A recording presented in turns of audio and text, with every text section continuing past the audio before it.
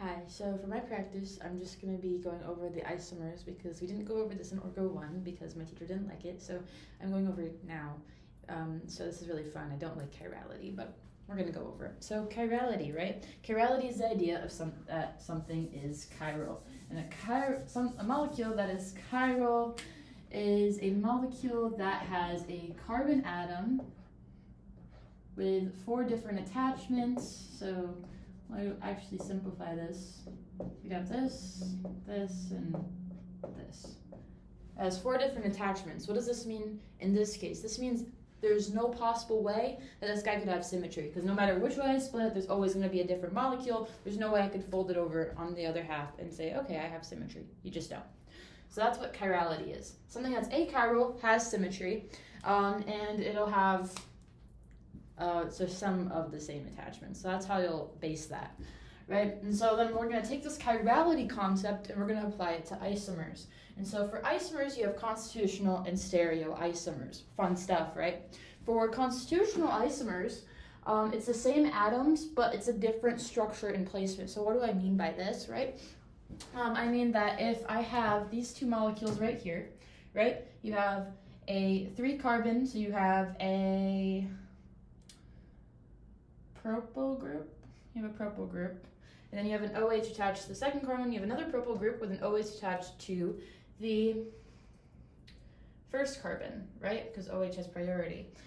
In this case, you have constitutional isomers because they're made up of the same atoms. I just put the OH somewhere else. You can even do this with CH3 groups, but at the end of the day, you have the same exact number of carbons, hydrogens, and oxygen. They're just differently. Now, in the case of stereoisomerism, we're doing this a little differently.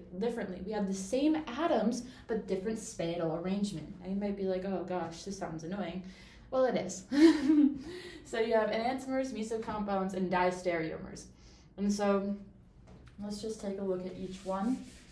So an enantiomer is going to be closest, or it's going to be chiral. And how is that going to be? They're going to have a chiral center, because that would mean that they're not superimposable. They're mirror images, but they're not going to be symmetrical. So actually, let's use this example up here. So we have this carbon attached to its 4 different little buddies, right? And this is its mirror image. So he's looking in the mirror after a long day. And we have all these, right?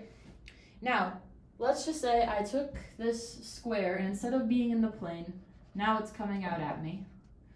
This guy is coming out at me, and this oxygen is, or not oxygen, the circle is going to the back. Okay. So now I have exact mirror images. But if I wanted to flip this guy to try and superimpose it so I can get these diamonds to line up, I can't. Why? Because I'm going to be changing the way the square is coming out and the circle is going in. And so let me show you why. So if I flip this around,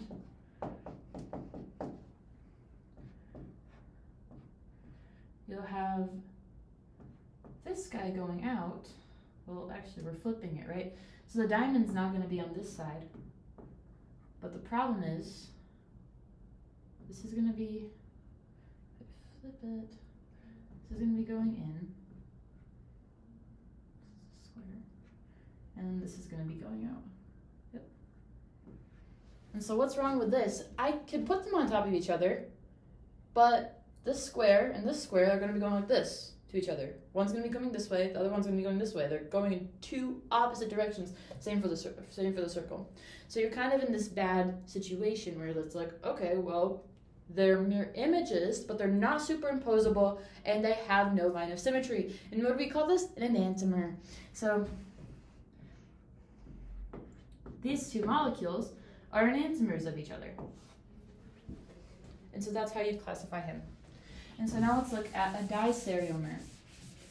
We'll use our little chiral buddy this time, but a diastereomer is a little bit different. So a diastereomer is the case of, you would have chiral centers, but I can't really use the same guy for a diastereomer. Well, maybe I can. We're going to look at this, though, instead. So let's say I have 2 of these. All right, I'm going to make the mirror images of them. We're going to have an OH here. We're going to have an OH here and an OH here.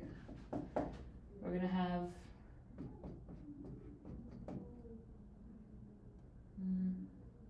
changing this. And I want this coming up. Now, for this, if I want them to be mirroring each other, I need to flip them this way, right? So let's try to flip it. So I'm going to flip it this way. This OH, when I flip it, is now going to come out at me. And then this OH is going to be going in. Yeah, looks pretty similar, right? Well, actually, I did it wrong, did I? No. So now you have a mirror image, right? But can you superimpose it? It's not a diastereomer. I just made an enantiomer by accident. Because they're not going to superimpose, but that's totally a mirror image. Oh no. I'm right. Okay. So this is going to be going here, and this is going to be going here. Why? Because when I flip it, right? When I flip it, they change conformation. So now one is coming out, the one that was going in is now going to come out, and the one that was going out is now going to go in. And so now this guy's changed, he flipped it down, right? And so now he's going in. This guy came up, and now he's flipping out at me. And so now these are not mirror images of each other. Why? Well, just because those OHs are in the same place attached to the same carbon, yeah, maybe we could say they're constitutional isomers, but in this case, they would be diastereomers because they're not mirror images, but if I did try to superimpose them, let's say I flipped it this way so I could put them in the same spot, right? Then I would be flipping them around, and this OH would go like this, and he would go like this. And what do you know? They are they're not mirror images, but they are superimposable. And that's what a diastereomer is.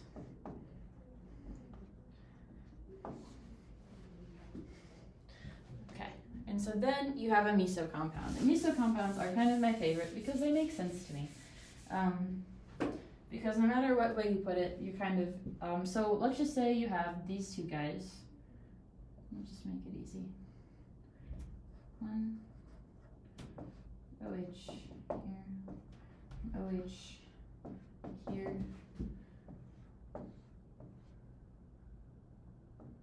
and OH here, and OH here. Well, how are these mesocompounds, you might be asking? So a mesocompound is technically it has chiral centers, but it's achiral because there's a line of symmetry. So let's see. Oh, beautiful. There is a line of symmetry. Why? Because they're not going in opposite directions. If they're going in opposite directions, in my opinion, you don't have a line of symmetry, because if you try to fold it on itself, it's going the other way. Now, if I do this, though, I do have a line of symmetry, because if I fold them together, they'll go together, right? And same thing over here, right? So they do have a line of symmetry, so that they can't be enantiomers, they can't be diastereomers, and if I flip this guy on this guy, I would get a superimposable image. So what does this make it? It makes it a mesocompound. They're technically the same. Because if I rotate the bonds, they would come out to be pretty much exactly the same. Let me show you a better one, because there's a better example that I know of that's in my brain right now. That makes a lot more sense to me. So you have this guy, and you have his mirror image, which is his buddy over here. So you have two chiral centers going on with this compound. You have two, right? But you can say that maybe they're chiral, but they're not, right? Because there's a line of symmetry going here. So they would say they're definitely achiral. So now that we've gotten that out of the way, we can pretty much say that they're definitely not enantiomers, because enantiomers they're not symmetrical in any way. So not by an axis, center, or by plane. They're just not symmetrical, so they're not. This is not an enantiomer. Now, if we look at diastereomers, well, these are mirror images, so not diastereomers, right? But let's look at the mesocompounds. Mesocompounds have a chiral center, but they're achiral due to symmetry. Well, that's true, right? But can we superimpose them? Are they the same? Well, let's see. If I flip him this way, let's do a flip.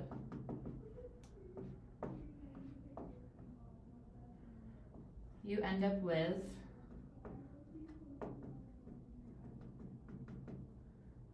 the BR going out, you're changing the way they work pretty much. So I'd have actually the H here, the BR here, and then the H here and the BR here, right? So I have this, and then you'd be like, no, that's not symmetrical, right? But now, you know what else I can do? Since there's a line of symmetry going this way, I can actually flip it going this way.